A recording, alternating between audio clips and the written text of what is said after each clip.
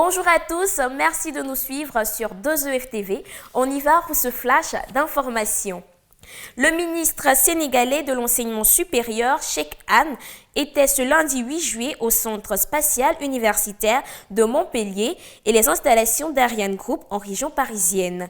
Objectif de cette visite, prolonger les échanges dans le cadre de la mise en œuvre du protocole d'accord signé entre son département et société française Ariane Group en janvier dernier.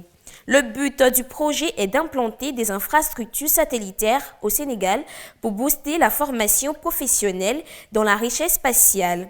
Un nanosatellite réalisé par des étudiants sénégalais pourrait être lancé en 2021. C'est en tout cas l'objectif du ministère. Plus d'un mois après le premier forum Togo-Union européenne, le gouvernement togolais vient de mettre en place un mécanisme de suivi des accords de financement d'une valeur globale de 852 milliards de francs CFA. À l'issue de cette rencontre, qui avait mobilisé plus de 300 investisseurs européens venus explorer les potentialités économiques du Togo, 141 projets ont été retenus dans le cadre des accords de financement. Et c'est la secrétaire d'État chargée du climat des affaires, Sarah Johnson, qui pilote justement le comité chargé du suivi des accords et de l'encadrement des porteurs de projets. Un système intégré de gestion des ordures à Conakry en Guinée devrait voir le jour dès le mois d'octobre prochain. Le projet Sanita Ville Propre prévoit l'implantation d'un centre ultramoderne de regroupement des déchets dans la commune de Ratoma, la plus peuplée de la capitale guinéenne.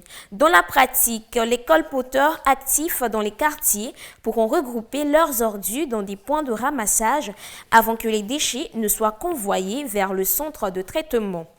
Pour Sori Kamara, président de la Fédération des gestionnaires des déchets de Guinée, ce projet piloté par l'Agence nationale de la salubrité publique en partenariat avec l'Union européenne, la suivi des PME opérant dans le secteur dépend de la réalisation de ce projet.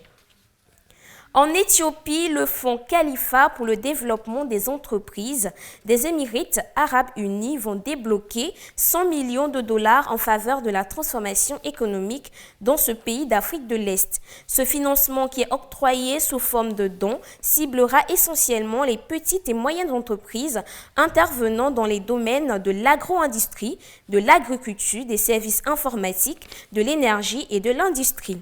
Le gouvernement éthiopien vise la création de plus de 3 millions d'emplois d'ici au prochain exercice fiscal grâce à un appui considérable aux PME. 8 ans après sa prise de fonction en tant que directrice générale du Fonds monétaire international, Christine Lagarde quitte ses fonctions le 12 septembre prochain. C'est ce qu'a annoncé le conseil d'administration de l'institution de Bretton Woods dans un communiqué ce mardi.